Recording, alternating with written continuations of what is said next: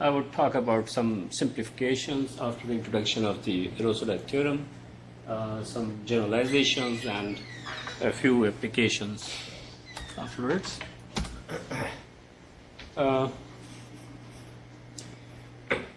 Actually, I would start the story telling about the very famous observation made by Richard Cardison in 1951 in his very famous article characterizing the extreme points of the unit ball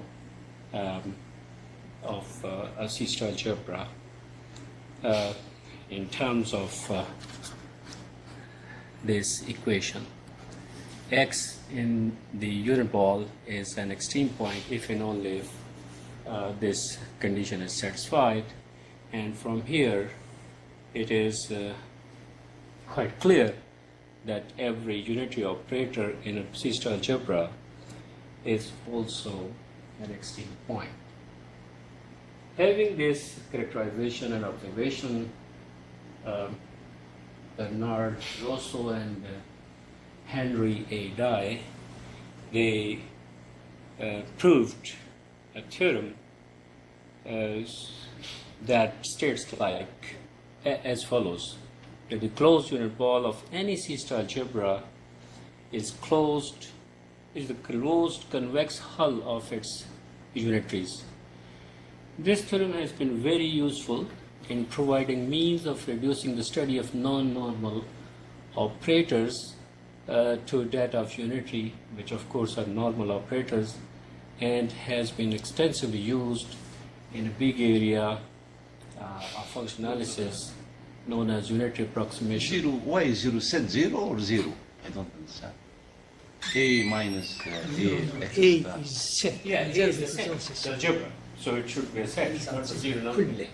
For all of elements. So all the Yes. Both sides are elements, sets. is it set? Yes. As it, Yeah, this is from the very beginning. between Yeah. sets, right? The left, the right. Yeah, left side is also set. You know? Set, okay. A stands for the C-star algebra over there in the Yeah. middle. That means like relation, like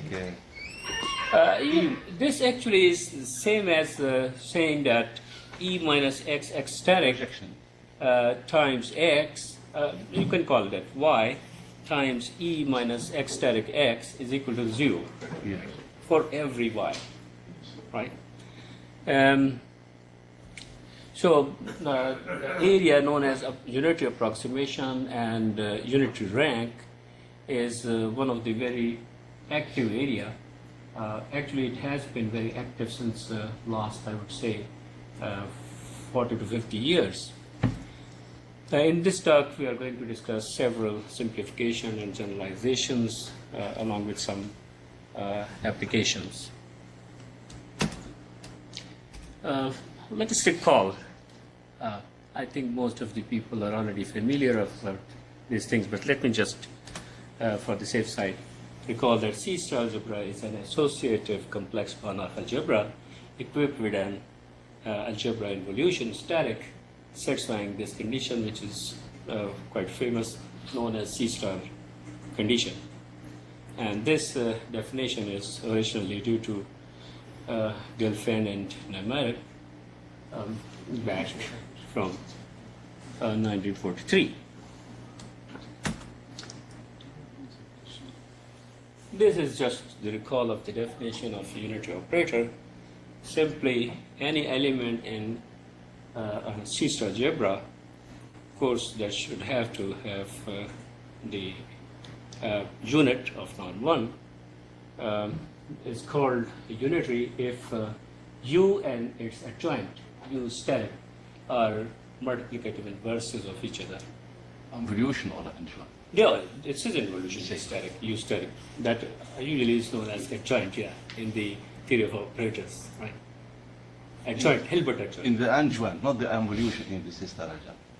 This is an involution, of course, abstraction of the classical idea of Hilbert adjoint operator. Yeah.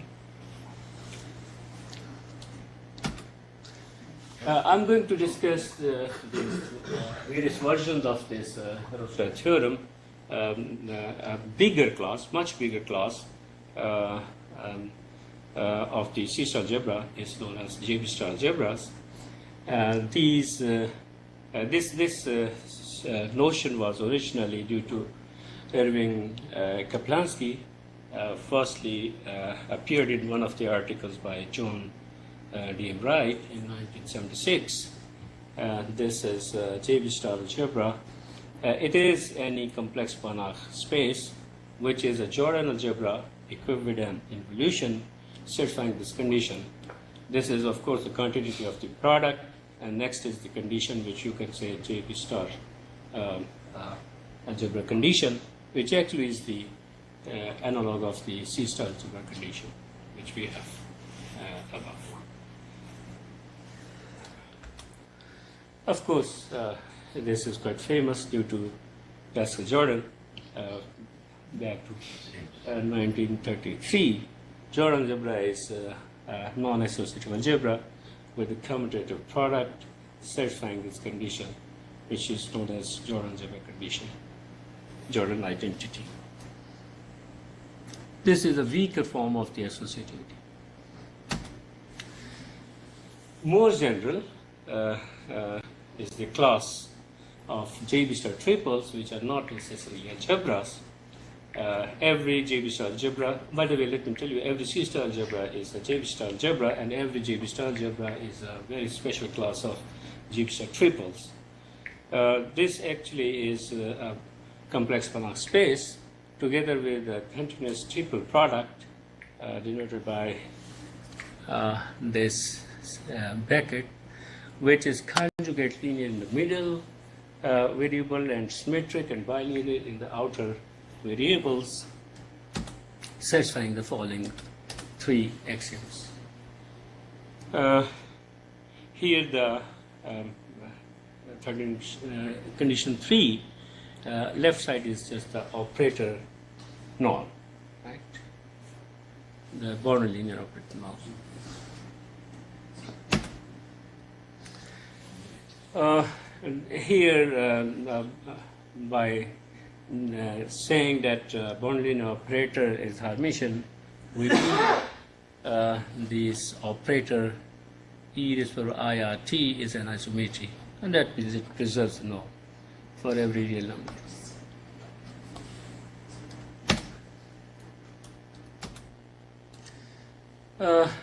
This is the recall of the characterization of extreme point, which originally appeared in 1951, and more generally, it can be expressed in the triple product in the setting of JB-star triples. This was due to this characterization is due to Kopp, and Oppmeyer appeared in the paper published in 1977. Earliest results on the unitary rank. Unitary rank, by the way, let me tell you, is the least number of unitaries required to express some element of the algebra as convex combination of that many number of unitaries. So this result is quite an old one, originally due to Murray and von Neumann from 1937. Any self-adjoint boundary linear operator on a Hilbert space of norm less than 1 is a mean, here mean arithmetic mean of two unitary operators. This is another result which is quite close to that, but this is about von Neumann algebras.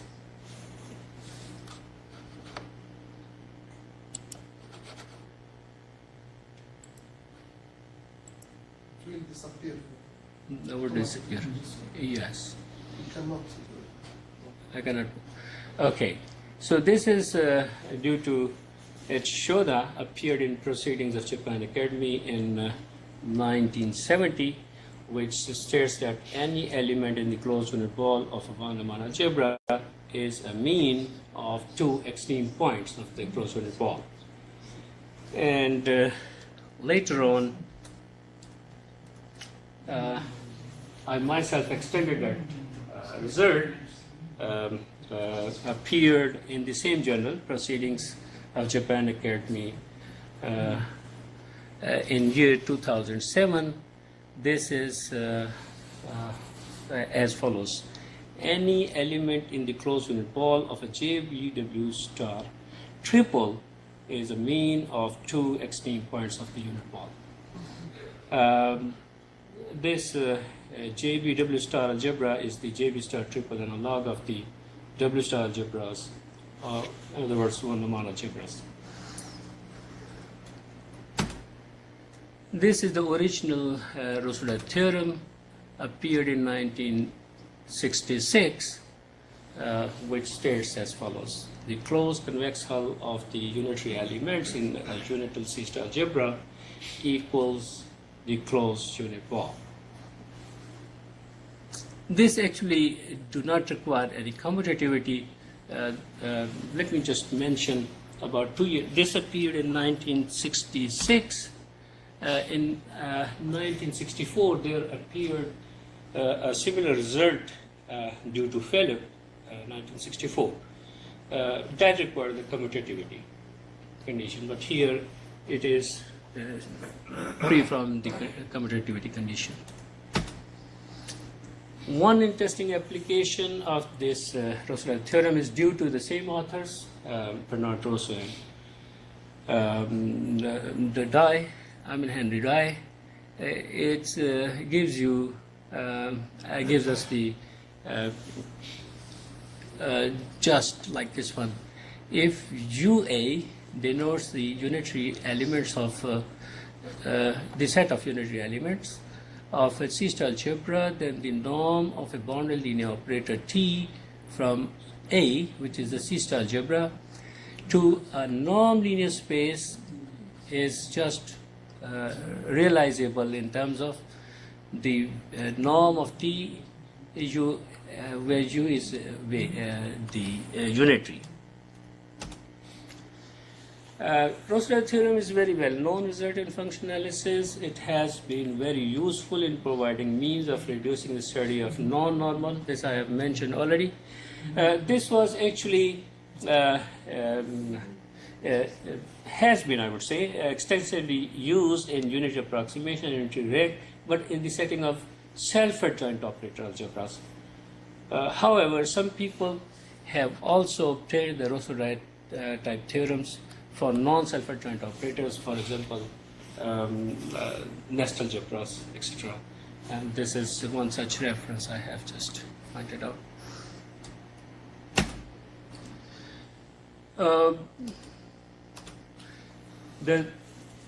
The theorem on the previous slide, Roseola Theorem, that is about the closed convex hull. So here is something about non-closed convex hull of unitaries. Rosso and Dye raised in their article the point that a little is known about the non-closed convex hull of the unitaries. So along those lines, the people started working. In 1972, Harris, L.A. Harris gave another proof of the Roseola theorem for a more general Banach algebra with involution called J-star algebras.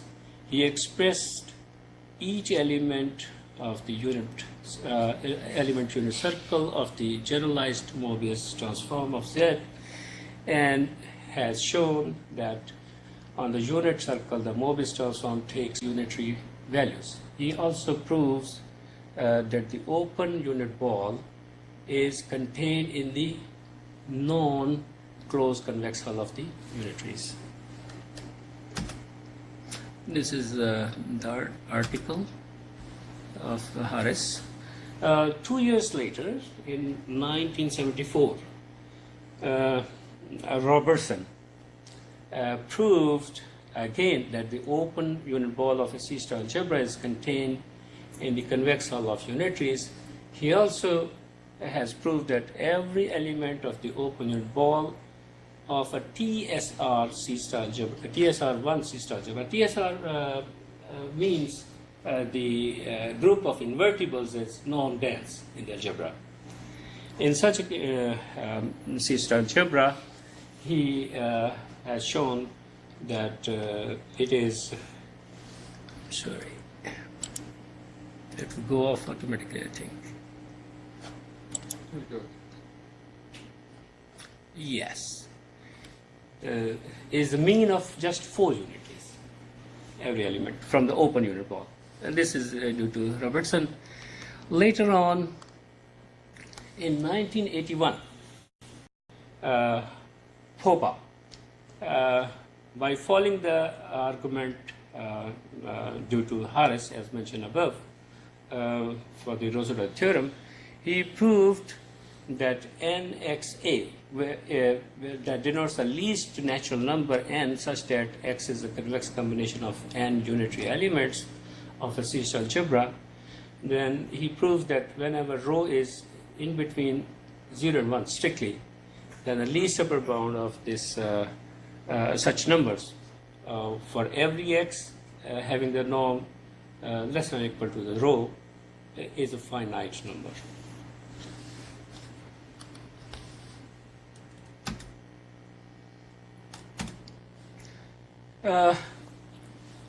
Then in 1984, there appeared a very nice paper of hardly one page length in American Mathematical Monthly.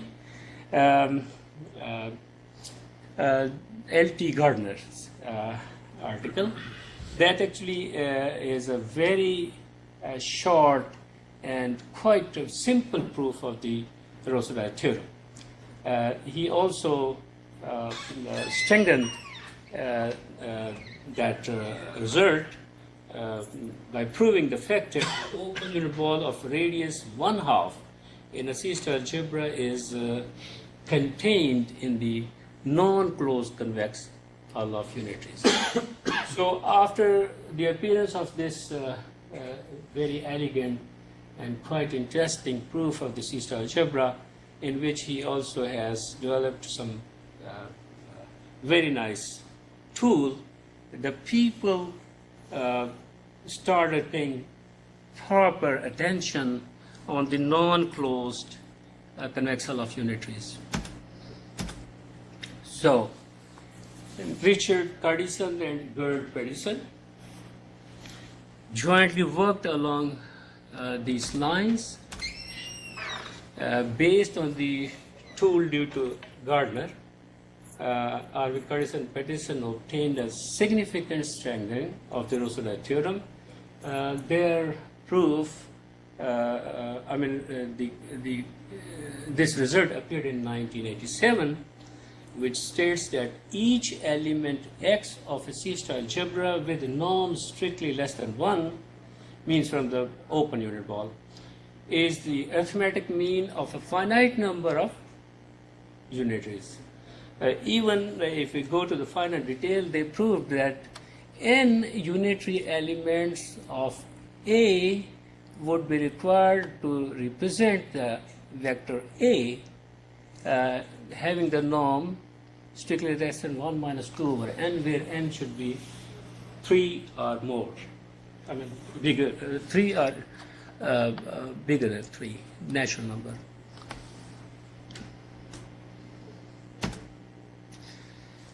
A little modification, but very rigorous and deep result due to Ufi Hacker. Just after 1 year, he obtained the result same as the Cardison and Pedersen's, but here they use the strict inequality, but Hager obtained this with the equality, and that actually was conjecture due to the people Olson and Gerd Pedersen. This is his article, Hargreaves article, in which this result appeared. This is the article in which the conjecture appeared of the Olsen and Pedersen.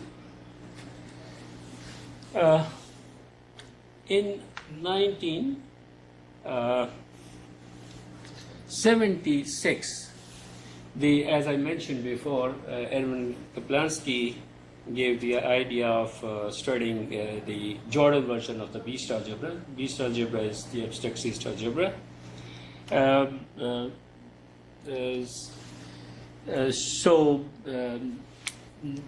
In his first article in this area, John Wright, in 1976, published an article introducing the notion of Jordan C-star algebra. It is the original name of the JB-star algebra. And in 1977, J.D.M. Wright, together with the Scottish person, what is his name, Martin Youngson, obtained the analog of Roseola Theorem for the Jordan C-star algebras. Now the algebra is known as JB-star algebra. Actually, they used the idea originally used by Harris, that I already mentioned,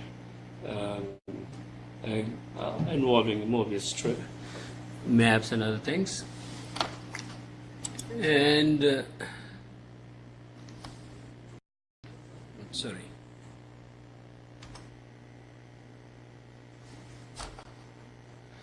Actually, after some preliminary results on the polar decomposition of operators, the J.D.M. Wright and Youngson, they realized that the generalized Mobius transform of Z must lie in the norm closed unital Jordan star subalgebra generated by Z.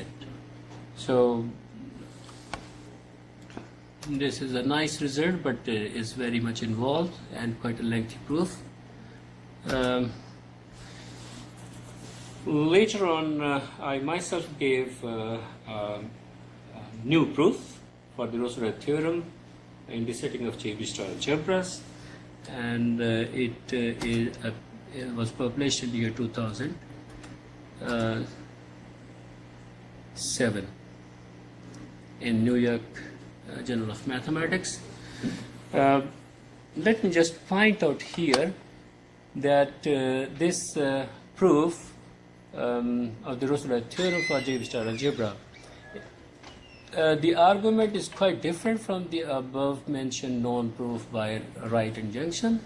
The approach adopted in the new proof is motivated essentially by the corresponding C-star algebra results due to Gardner, Cardisan, and Pedersen. Accordingly, it yields more precise information. Incidentally, an alternate proof of the Russo-Dye Theorem for C-star algebra is also obtained. Several further results due to Cardisan, Pedersen, etc. have also been extended to the setting of JB-star algebras and JB-star triples. Let me just point out, unfortunately, the proof as given by Cardisan and Pedersen for the Rosula Theorem no longer works for general JB-star algebra, simply because the Jordan product generally is not associative, and so the associative product of two unitary operator is not necessarily in the JB-star algebra. The new proof of myself actually is based on the following two tools. Actually, I developed a theory of isotopes called unitary isotopes of JB-star algebras. Unitary isotopes are generated by unitary elements of JB-star algebra, and I actually observed various structural properties of the isotopes. Any unitary isotope of a JB-star algebra is again, if the algebra is unital, it is again a unital JB-star algebra. it has some, several properties. Invariant means in the J-Bist algebra, the unities are exactly same as the unities of any unitary isotope. And the group of, this is not a group, but the class of all invertible elements of a J-Bist algebra is also invariant. It remains the same if we transform the things from J-Bist algebra to any of its unitary isotope. This is another very tricky result. The second tool I use for the proof of the Rosula theorem. It involves quite a big result, a very hard one. But let me just state the result which I have to use for the proof. Any invertible element in the J-Bist algebra is positive. In fact, it is positive invertible in the isotope generated by U, where this U is the unitary and is given by the usual polar decomposition of X, considered as an operator in some B of H. If we consider the subalgebra of a J-Bist algebra generated by two elements, then it becomes a special and can be embedded in B of H. So using that embedding, we can talk about the polar decomposition, the usual polar decomposition of bond linear operators. What is this reference down? Sorry? The reference. What do you mean by this reference? The first one, second one. Do you mean that the proof is published there, or what is this? Yes, the proofs are there. This is the Which proof? The proof of those two results? The proof is going is coming up. It's coming up. The new proof, you mean? Yeah, the new proof given by myself, right? And it appeared in this article. You mean the second one? The second one. Yes. You want? Yeah. Let me just. Just wait.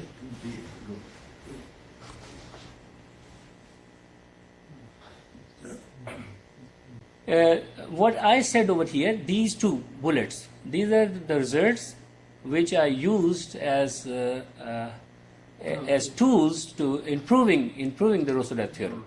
That I'm going to just show to you the proof. What is isotrop? I'm sorry? GU isotrop. GU is the unitary isotope generated by What means? This actually is the same linear space together with a new product, right? New product of the algebra, right? Original J-Bist algebra product, and with the help of that, the Jordan product induces the Jordan triple product, and with the help of Jordan triple product, we constructed another product on the linear space, the same as the J-Bist algebra, and that becomes another J-Bist algebra, denoted by J superscript U within bracket. So here, this is the lemma I proved. Proof is here, quite simple, but it is using the tools I have mentioned before, and they appeared in another article of mine. And based on this lemma, this theorem says that if J is a unital J-Bist algebra, S is from the open unit ball, and U is a unitary, then for any positive integer n, V plus n minus 1 S is equal to the sum of n unitaries of the algebra. Proof, of course, quite interesting and quite a short, but it depends on the lemmas I have mentioned on the previous slide.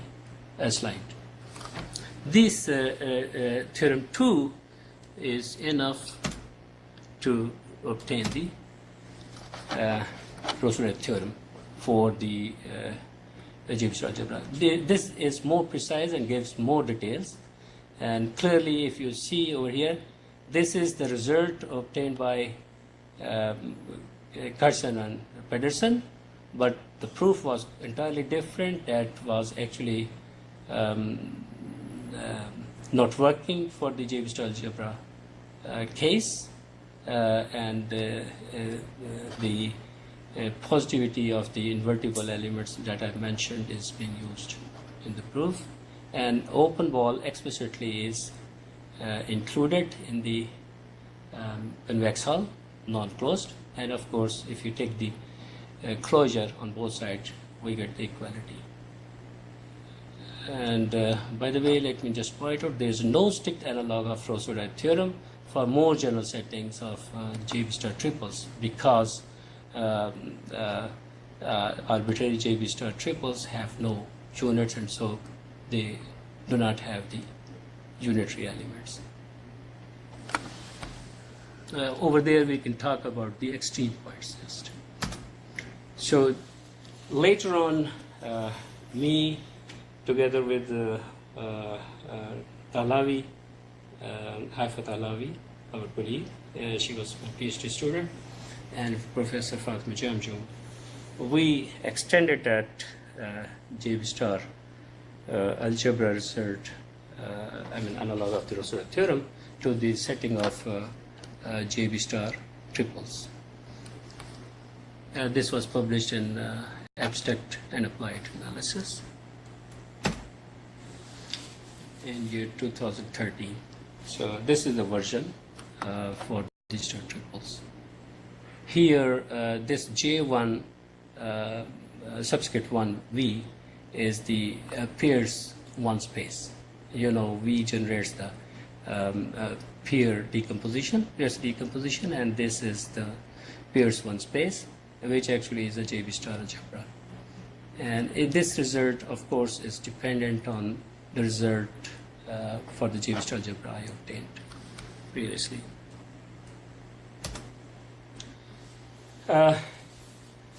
Here, this is involutive split quasi Jordan-Banach algebra.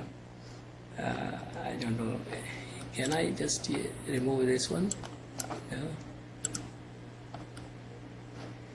In year 2008, the Velasquez and Philip introduced the notion of quasi-Jordan algebra, which is quite a general class, much bigger than the class of Jordan algebras. Every Jordan algebra is included in here. This is actually based on a more weaker Jordan identity. This is called right Jordan identity. And actually, me, my other PhD student, Dr. Reem, Al-Asiri, here her name is with Al-Hefti, my PhD student. So we developed various analogs of the results from Jordan J-B-star algebra to the quasi-Jordan-Banach algebras. So let me just point out that this is the version of the Rosula theorem for the involutive split quasi-Jordan-Banach algebras, which is a recent result, and we have recently submitted for publication just in the beginning of this month. So if you are interested to see some properties, let me just point out. These are just the definition, and a real or complex quasi-Jordan algebra, J with triangle endowed with the norm, is called a quasi-Jordan norm algebra if it satisfies this one. A quasi-Jordan norm algebra is called a quasi-Jordan Banach algebra if it is complete, of course, the usual ones. It is known from our article. This is with Reem Al-FT, myself and Fatma Jamjoom, published in 2014, that the Jordan part J of any unit split quasi-Jordan algebra, a Banach algebra J, this is the Jordan part, and this is the zero part. This is the decomposition of any split quasi-Jordan algebra, with unit E is a norm-closed subalgebra of J and hence a unital Jordan Banach algebra. I would like to point out that here that an element in a quasi-Jordan algebra is called invertible with respect to a unit. Let me just, by the way, tell you the unit elements are not uniquely existing. There are sometimes infinitely many units. So with respect to any fixed unit, we define the invertibility, and that invertibility is consistent with the classical identity in the Jordan algebra case. Spectrum definition is quite same. These definitions are consistent with the usual ones for Jordan algebras. However, in contrast to the classical theory of Jordan Banach algebra, the set of invertible elements in a unital quasi-Jordan Banach algebra may not be open, whereas it is open in the Jordan algebra case, and that the spectrum of any element with respect to any fixed unit is non-empty, but it may neither be bounded nor closed, hence may not be compact. Moreover, if the spectrum of an element in a complex unital split quasi-Jordan Banach algebra is unbounded, then it coincides with the whole of the complex plane. Thank you. Thank you. So, there are any questions, please?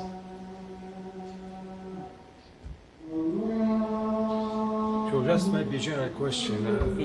What I understand, usually when we make a new proof of some interesting theorem, either the new proof is more simple, more easy than the first one, or maybe the argument of the new proof is can be interesting for more general result. Maybe. In which situation you are in this case? My proof is not only using entirely different argument based on some other tricky results. They themselves are of interest.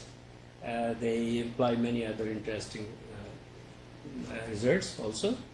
And by the way, let me tell you that this proof, if we specialize the argument in the setting of sister algebras, this would be another proof for the sister algebra case, not known before. And